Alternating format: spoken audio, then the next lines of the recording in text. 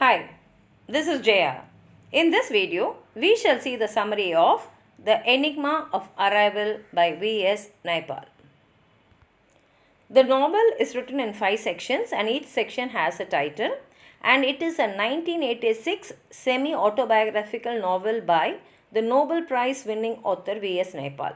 The story is about a young Trinidadian who travels to England, that is in Wiltshire, and he settles in Wiltshire and lives as a writer. The Enigma of Arrival, this title is taken from a painting by Georgia de Chirico. The narrator of The Enigma of Arrival rents a small cottage in Wiltshire in England and feels surrounded, and a river runs through the property.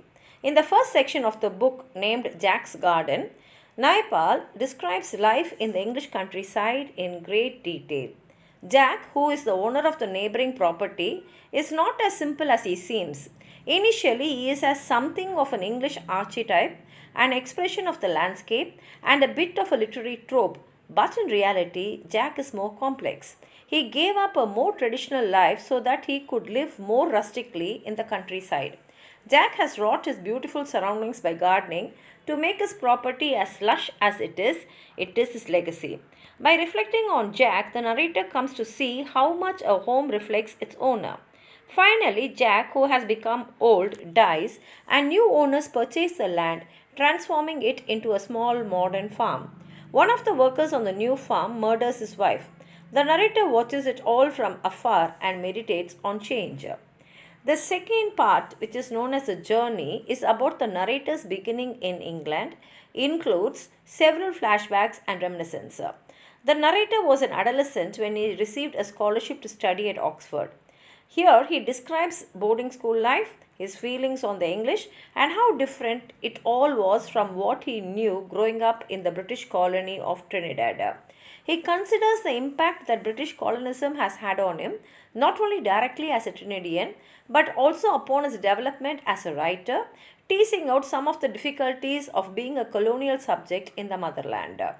The third part, named Ivory, here the narrator notices his landlord drive by one day in a flashy car.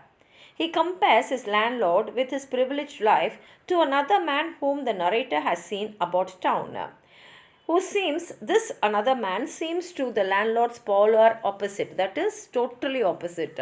The narrator returns to the topic of Jack and his garden and compares the garden visually with the works of well-known artists including Georgia de Chirico, from whose painting he has taken this title, and the narrator considers Pitton as well, the gardener, seeing him as a man who has settled for less than he might otherwise have achieved.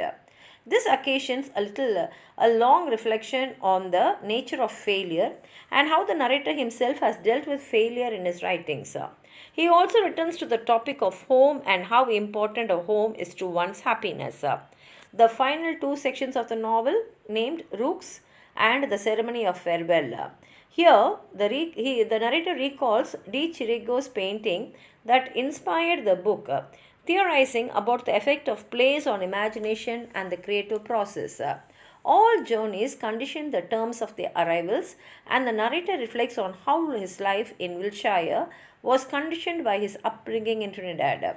But Wiltshire also represents the effect of chance upon his life.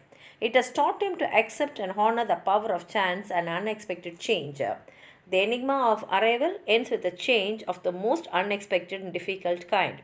That is, the death of the narrator's sister back in Trinidad. This is followed by a thoughtful description of the death ceremony that follows, and here ends the story. If you have anything more to add on to what I've said, please write it in the comment box. Like the video, share it with your friends, and if you have not subscribed my channel, please subscribe and support. Thank you.